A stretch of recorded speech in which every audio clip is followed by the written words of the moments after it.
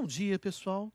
Na aula de hoje, vamos ver a terceira parte de resposta e frequência dos circuitos MOS, que corresponde ao final do capítulo 9 do nosso livro texto. Para essa aula, a gente precisa, então, dos conhecimentos da análise de circuitos, modelo AC dos transistores MOS, as topologias de amplificadores MOS básicos e resposta em frequência desses amplificadores básicos. E vamos ver, então, a resposta em frequência dos amplificadores diferenciais e de algumas outras configurações. Lembrando, então, das nossas equações e vamos direto para o circuito. Aqui, nós temos um par diferencial com carga resistiva e saída diferencial. Para o modo diferencial, ou seja, para a diferença dos sinais aplicados nos gates de Q1 e Q2, o ponto S se comporta como um terra virtual. Afinal de contas, estamos vendo a diferença entre Q1 e Q2, dos gates de Q1 e Q2. Como S se comporta como um terra virtual, a metade do circuito que temos aqui, representado aqui, é então um amplificador fonte comum. E o comportamento dele a gente já viu. Por outro lado, quando o sinal aplicado nos dois gates é o mesmo, a gente vai ver então o modo comum.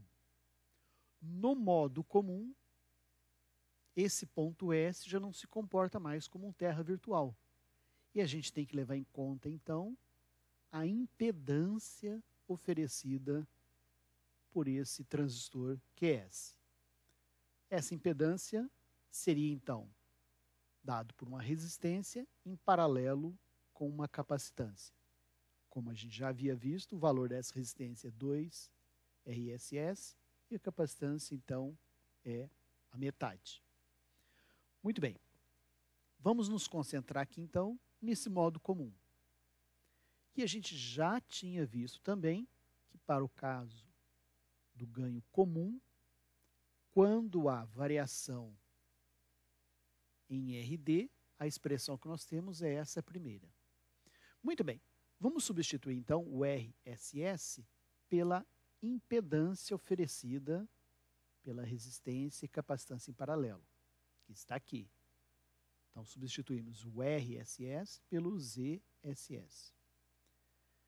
Vamos colocar esse RD para fora, o meio para fora, e vamos substituir essa impedância pela sua admitância.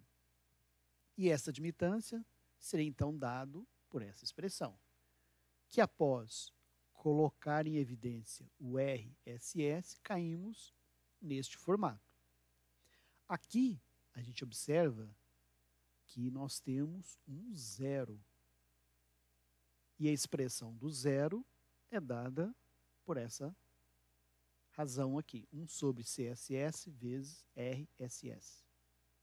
Então a gente observa aqui que quanto maior for o valor do capacitor e do resistor, tanto menor será a frequência do zero. Então significa que se a gente fizer transistores grandes, a frequência do zero se torna muito baixa. Muito bem, vamos ver que isso impacta. Como a gente está falando de zero, significa que a partir desse zero, começa a se crescer em 20 dB por década. Muito bem, e retomando, relembrando que o ganho diferencial é dado ali pelo amplificador fonte comum, nós temos esse comportamento. Ou seja, a partir da frequência FH, começa a cair em 20 dB por década. Razão de rejeição de modo comum corresponde ao ganho diferencial sobre o ganho de modo comum. Então, este diferencial sobre o modo comum nos dá esse formato. Quer dizer, a partir da frequência do zero começa a se cair 20 dB por década. E a partir do FH, mais 20 dB por década. Então a gente vê aqui o efeito lá daquele transistor se ele ficar grande. Se ele ficar grande, esse FZ se torna pequeno, o que é um problema. Muito bem. Para a gente apreciar, então, esse comportamento, vamos dar uma olhadinha nesse circuito que está aqui. Nós temos dois estágios. Então, a saída diferencial do primeiro alimenta o segundo. Vamos supor, então, que essa linha de alimentação VDD esteja contaminada com esse ruído. O ruído, então, vai aparecer nesses dois pontos de saída. Esse ruído vai ser igual dos dois lados, que vai alimentar, então, os transistores 3 e 4, no modo comum. Idealmente, esse modo comum deveria ser eliminado aqui na saída, mas, infelizmente, como a gente viu, existe a impedância, aqui dado por R, SS e C, SS. Então, acaba tendo na saída um pequeno efeito devido a esse modo comum. Quer dizer, um bom balanceamento desses transistores 3 e 4 vai minimizar esse efeito. Resistores bem próximos de si, do mesmo valor, também vão minimizar esse efeito. Vamos agora fazer a análise do par diferencial com carga ativa. E vamos já direto para a análise AC. E nesse caso, estamos zerando a tensão VDD. Neste ponto, temos uma capacitância CM, que está representando todas as outras capacitâncias parasitas aqui, como a capacitância de gate do transistor 3 para o terra, assim como do 4. Também a capacitância de dreno para o corpo do transistor 1 e do transistor 3. Adicionalmente, a capacitância de gate para o dreno do transistor 1, como mostrado aqui na expressão. Da mesma forma, na saída, temos a capacitância CL, que está aglutinando a capacitância de trilha, CX, mais as capacitâncias parasitas do 4 e do 2. Muito bem. Ao aplicar essa tensão diferencial na entrada do transistor 1, vai circular uma corrente ID1, que é dado pelo GM do transistor, vezes a sua tensão de gate, como está aqui. Esta corrente, em cima da impedância formada pelo transistor Q3 na configuração diodo, vai produzir uma tensão VG3. Essa tensão VG3 está aplicada no transistor 4. Portanto, vai produzir uma corrente ID4. Essa corrente ID4 seria, então, o valor da tensão do gate vezes o GM do transistor 4, resultando, então, nessa expressão que temos aqui. Normalmente, a gente faz o transistor Q3 e Q4 iguais. Consequentemente, os seus GMs são iguais. Assim, essa expressão pode ser simplificada, resultando aqui nessa expressão ID4. Vamos então verificar o valor total de corrente que a gente tem na saída, que seria a corrente de ID4, que acabamos de ver, mais a corrente de ID2. Observando que a corrente D2 seria então a outra metade da tensão de entrada diferencial vezes o GM do transistor 2. Essas duas correntes se tornam então a corrente IO. Muito bem, aqui nós fizemos um curto para o terra para a gente desprezar por enquanto o efeito de CL. Essa corrente IO seria então, como dito, ID2 mais ID4. Temos aqui. Muito bem, o que a gente quer agora é ver o GM de toda a estrutura. E o GM de toda a estrutura é esta corrente de saída dividido pelo V e D, ou seja, pela tensão diferencial de entrada. Então, se a gente pega nessa expressão e faz IO por V e D, a gente tem GM, que depois de um certo manuseio, aqui de um certo algebrismo, a gente chega nessa expressão. Vamos observar que no denominador, a gente tem, então, o polo. E a frequência desse polo é dado por essa expressão, ou seja, GM por CM. Da mesma forma, em cima, a gente tem o zero. E observe que tem um 2 aqui, ou seja, a frequência de zero vai ser, então, 2 vezes a frequência do polo. Muito bem. Se a gente traça, então, um gráfico de GM pela frequência, a gente tem um certo valor de GM e depois, no polo começa a cair, 20 dB por década, e no zero para de cair. Desta forma, o GM final vai ser a metade do GM inicial. Ok. Vamos agora tirar o curto por terra que tinha aqui, ou seja, vamos deixar o efeito de CL.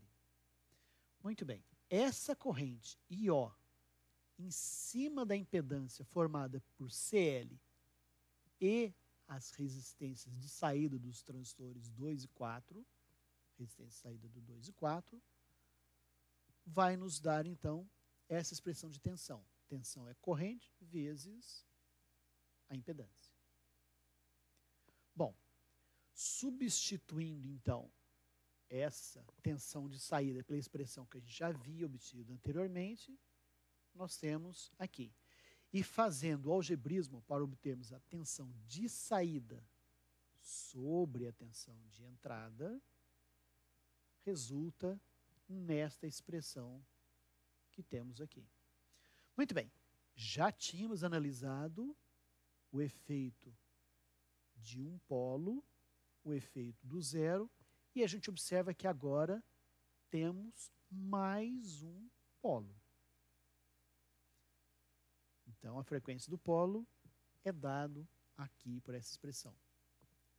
E vamos ver um exemplo numérico para identificar onde que caem essas frequências de polos e zeros. Polos e zero. Por simplicidade, vamos pegar o mesmo exemplo do livro. Temos aqui, então, as dimensões e os valores das capacitâncias parasitas e demais características dos transistores. Bom, podemos, então, calcular o valor do GM dos transistores de entrada. Lançando valores, a gente chega em 1,25 mA por volt. Calculamos a impedância de saída desses transistores, o valor de GM dos transistores lá do espelho de corrente e as suas resistências de saída. O ganho diferencial, dado por essa expressão, na hora que a gente joga os valores, temos esse ganho, 12,3 volts por volt. Em modo comum, também usando a expressão que a gente já tem, obtemos esse valor. Veja, a razão de rejeição de modo comum, que é o ganho diferencial pelo modo comum, ou seja, a razão entre esses dois valores, resulta em 369, que a gente pode expressar na forma de dB, resultando então em 51,3 dB. Calculamos CM e CL, que é só o somatório das impedâncias em cada um daqueles pontos, e a gente consegue então calcular a frequência do primeiro polo, que é função então da carga na saída, resultando em 360 MHz. A frequência do segundo polo, que é função do espelho de corrente da carga ativa. A frequência do zero, que é o dobro então dessa do polo.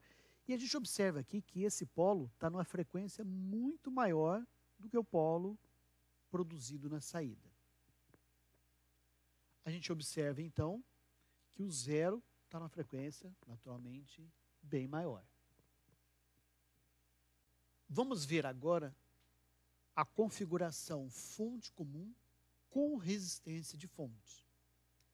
Observe que o circuito aqui já está preparado para análise AC. Veja, a fonte foi zerada.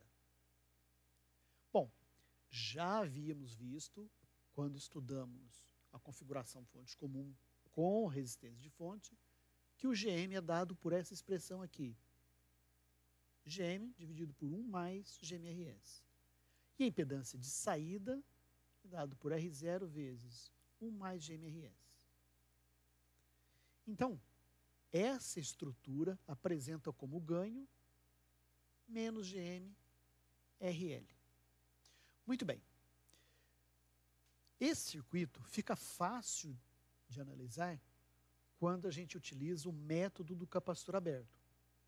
Então, por exemplo, para fazermos a análise do CGD, a gente elimina os outros dois capacitores e vê quanto que CGD enxerga de impedância. E depois a gente faz a mesma coisa para CGS e CL. Muito bem, para CGD, a impedância vista pelo circuito seria dado por essa expressão. Rsig, que é a resistência que está ligado no gate, a resistência, ou seja, da fonte de sinal, multiplicado por 1 mais GMRL'. Isso aqui, então, é o efeito Miller. O RCL seria a própria impedância de saída e o RGS dado por essa expressão. Muito bem. Na hora que a gente soma, a gente pode observar que a porcentagem, a parcela do RGD-CGD é muito maior que as demais e prevalece. E isso decorre aqui do efeito Miller. Então a gente pode observar aqui que para a gente ter uma frequência elevada, a constante de tempo precisa ser pequena.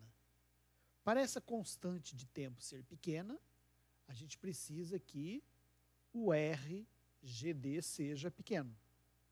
Ora, para o RGD ser pequeno, dessa expressão a gente vê que o GM tem que ser pequeno. Então existe aqui uma questão de compromisso. Se a gente quer reduzir a frequência em prol do ganho, ou se a gente quer aumentar a frequência em detrimento do ganho.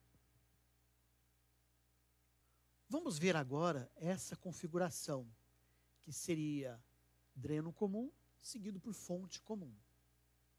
Vamos dar uma recapitulada no fonte comum. A constante de tempo lá do fonte comum é dado por essa expressão, onde que predomina esta parte aqui em função do efeito Miller, 1 mais GM, RL', que multiplica a resistência que está ligada ao gate. Ora, a resistência que está ligada ao gate aqui do transistor Q2 é a resistência de saída desta configuração aqui, que é dreno comum. A configuração dreno comum tem este valor aqui como sendo resistência de saída, ou seja, um valor bem baixo para a resistência de saída.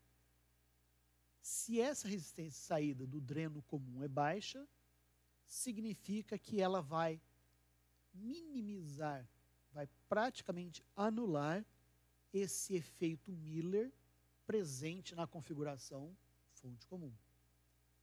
Se esse efeito Miller é minimizado ou eliminado, significa que a restrição, a limitação de banda do fonte comum fica atenuado, ou seja, ele tem uma banda maior do que se fosse simplesmente o fonte comum puro, sozinho.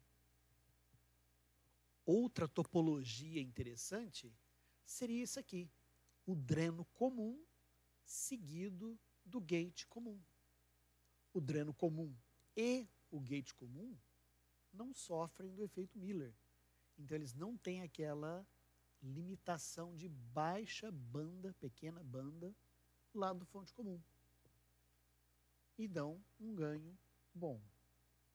Vamos passar por um exemplo bem interessante agora. que seria o amplificador diferencial de dois estágios. Então, a gente pode observar aqui na entrada um par diferencial que está refletido. Ou seja, os transistores de entrada são transistores P e o SP de corrente, a carga ativa, são transistores N.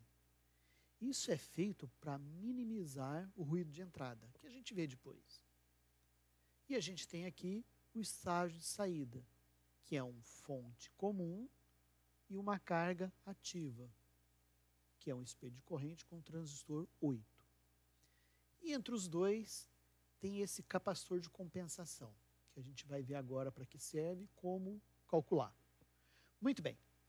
Para esse primeiro estágio, o estágio diferencial, igual a gente viu antes, nós pegamos o modelo de todo o estágio, que seria então o GM do estágio inteiro, vezes o VID, tensão de entrada diferencial. E aqui a gente tem o R desse primeiro estágio, que seria a resistência de saída desse ponto aqui, D2, que seria basicamente R02 em paralelo com R04. O segundo estágio também tem o seu modelo AC do estágio como um todo. De novo, esse R2 aqui seria a resistência de saída do transistor 6 em paralelo com o transistor 7. O capacitor C2 seria a capacitância presente nesse ponto de saída no VO. Da mesma forma, o capacitor C1 corresponde às capacitâncias aglutinadas nesse ponto, D2, as capacitâncias parasitas aqui e da própria trilha. Adicionalmente, entre os dois drenos, ou seja, esses dois pontos, foi adicionado esse capacitor de compensação, que está aqui. Então, temos que analisar agora este modelo. C1 e C2, como eu comentei, são do desenho anterior. Muito bem. Fazendo equacionamento, GM1 VID mais VI2, que é a tensão nesse ponto, dividido por R1, mais a corrente que sai pelo capacitor C1, mais a corrente pelo CC, como está essa expressão aqui, tem que ser igual a zero. O somatório de correntes no ponto D2 igual a zero. Da mesma forma, o somatório de correntes no ponto 6 tem que dar zero também. De posse dessas duas expressões, a gente gera a expressão final, manuseando as duas, em que a gente tem a tensão de saída em função da tensão de entrada. E temos, então, essa expressão aqui. Muito bem. Vamos pegar essa expressão e observar o seguinte. O que está em cima é zero, que é dado, então, por aqui. O ômega zero seria GM2 sobre CC, capacitor de compensação. Muito bem. Essa expressão aqui, nós vamos usar uma identidade para resolvê-la. E a identidade seria essa expressão que está aqui, que nós já havíamos visto antes. Essa expressão pode ser expandida dessa forma, e como normalmente esse polo 2 está na frequência muito mais elevada do que o polo 1, a gente pode desprezar essa parte. E a expressão acaba simplificando por aqui. Muito bem, se ela está simplificada por aqui, fica fácil da gente tirar os parâmetros daqui, dessa expressão de cima. Então a gente tem que a frequência do polo 1 é dado pelo que está aqui, nesta parte, S vezes essa parte que está aqui, que está presente aqui. Agora veja, nós temos que redistribuir isso aqui para colocar o R1 em evidência. E ao fazer isso, a gente observa que aparece aqui o efeito Miller. Muito bem. Por causa do efeito Miller, este termo, vezes o R1, é muito maior do que esse termo vezes o R2. Então a gente vai descartar essa segunda parte.